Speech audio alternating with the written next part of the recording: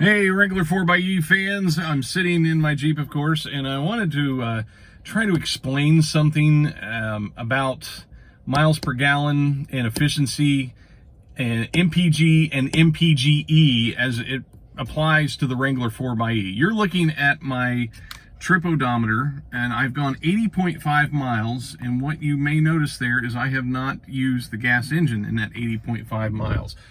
Over the past 4 days, I have intentionally been green barring it and just driving in all electric mode, intentionally skewing my numbers for the sake of this video. You see there where it says 53.6 MPG.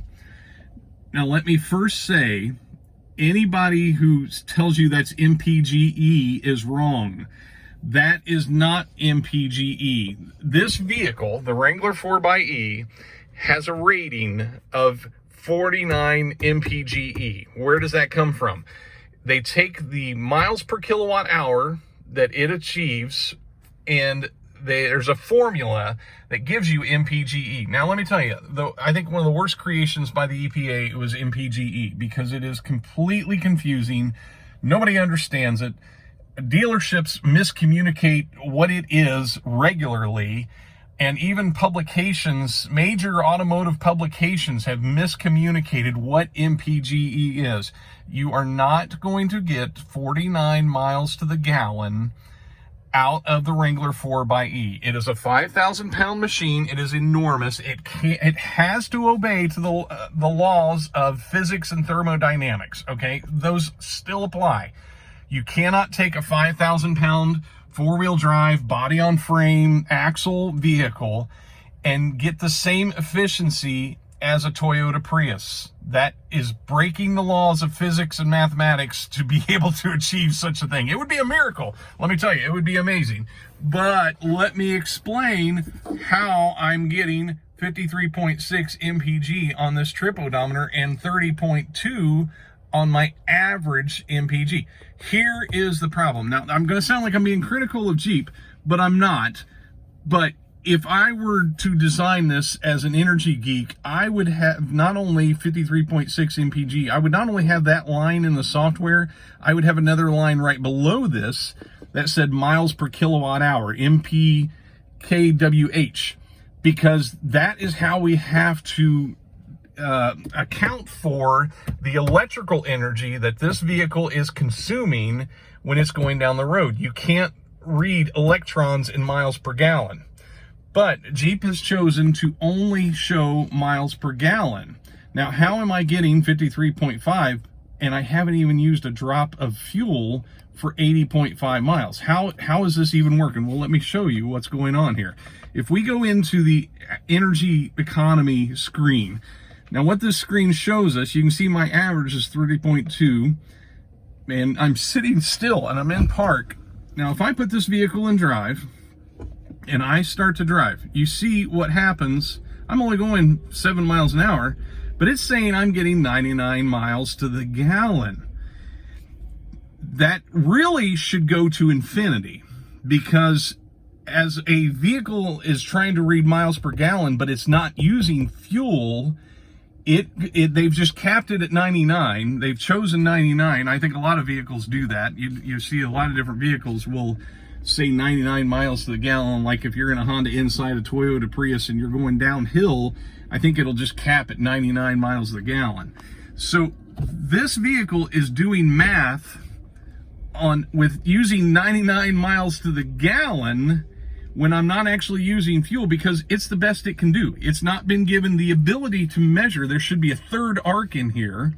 You know, we could have a third arc that gives us miles per kilowatt hour, but Jeep has given it only the ability to measure miles to the gallon. Now, why that is a problem is I've been able to achieve what this vehicle thinks is 53.5 miles to the gallon, and I've been able to achieve what this vehicle thinks is 30.2 average miles per gallon, overall and trip. That's what these two things are. And as you can see, when I put it in drive, it just maxes that arc out. It just goes all the way to the top. So that's why we can't use the term miles per gallon equivalent, MPGe, when we're having conversations about what this vehicle can achieve, because MPGe is just a rating. It's not something you achieve. And we are going to see people with different case uses in the group on YouTube and on Twitter. You know, I'm throwing up, hey, I'm getting 30.2, but that's not a real good number. Now, I'm being critical of Jeep when I'm saying that we should have another measurement there. But at the same time, this can be used as a point of reference to what I'm achieving in this Wrangler 4xe. But this is not representative of all 4xes. If you're like me, my drive to work is 8 miles. So I'm going to be able to maximize the use of the hybrid system in this vehicle. If I was driving like I was a few years ago, 120 miles a day, my effective use of the hybrid system is going to decline because of the size of the battery. You know, it's only got a 17.5 kilowatt hour battery. If it had, 100 miles electric range, then you'd be able to benefit better for longer trips. But the huge advantage to the Wrangler 4xe is for people who have shorter commutes. Even if I was doing 40 miles a day, I would still be able to come out way ahead with the hybrid system. Now, in the group, Gary Marshall has uploaded a spreadsheet where you can kind of plug in some numbers and get some ideas of where that cutover position is. You know, there's a cutover point where the Wrangler 4xe might not actually make as much sense for somebody based on how many miles they drive. Now, I haven't worked into that spreadsheet to figure out where that cutover point is, but if you're buying this thing to try to cover your 200-mile daily commute, that might not be the best application for the Wrangler 4xe if your end desire is to save a lot of gas. Because after you deplete your battery, even in hybrid mode, you're going to run this battery down to 15%, and then it's still a hybrid system. If you check my videos, you can see I did a 130-mile trip the other day.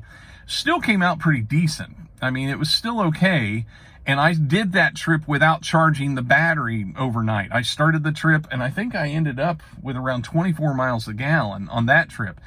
Bear in mind, I'm only at 971 miles on this vehicle, so this engine is still breaking in. And I have heard from other regular Jeep drivers that even up to the 2,000 or 3,000 mark, their fuel economy was still getting better.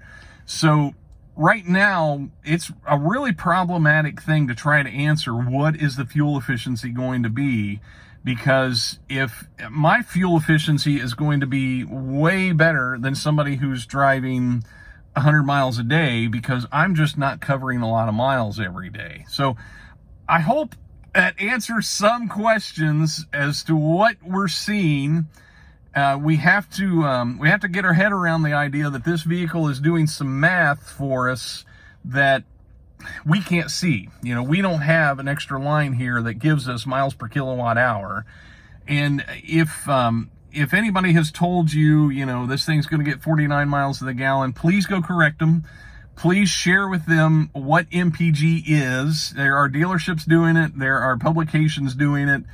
And it amazes me, especially the publications that understand automotive technology, saying that this vehicle is going to get 49, 50 miles to the gallon, when they should know that would be a miraculous feat, that 49 MPGe is not MPG. So I hope that makes sense. I'm sorry this video got long. It's just hard to explain all that. And thanks for watching. Take care.